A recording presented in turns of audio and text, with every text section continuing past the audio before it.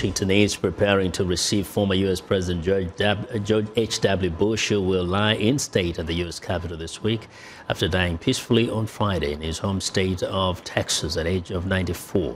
As viewers Michael Bowman reports, tributes and remembrances of America's 41st president are pouring in from across the country and around the world. Well, I wanted to report to the American people on some of the latest developments related to the situation in the Soviet Union. He presided over the end of the Cold War, led America's last decisive war victory, and served as president, vice president, CIA director, ambassador, lawmaker, and Navy combat pilot. George H.W. Bush is far from forgotten. From the current president, he's a terrific guy, and he'll be missed, and he led a full life and a very exemplary life, too.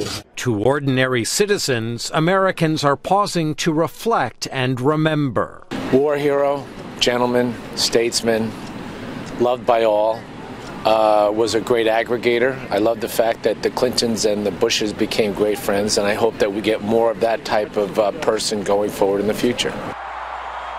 Bush's vision, stated in his successful 1988 presidential campaign of a kinder, gentler nation, stands in stark contrast to today's bare-knuckle partisan politics and the unfiltered tirades that saturate Twitter. A life of honor, a life of honesty, a life of total concern for the American people. He was a patriot. He demonstrated that in war. He demonstrated that in peace. He really got a lot done, and he did it with great skill, and he knew foreign policy. He understood it.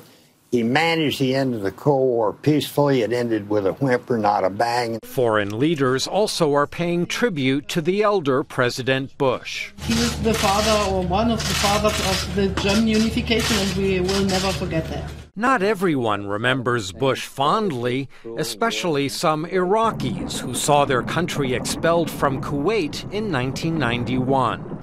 History will not honor Bush Sr. because he attacked a peaceful nation that never challenged America. The airstrikes were a disgrace and will remain his legacy. Good afternoon. Thanks for coming. Bush lived to see his son, George W. Bush, become president 8 years after leaving the White House, extending the family's deep and enduring imprint on America and the world. Michael Bowman, VOA News, Washington.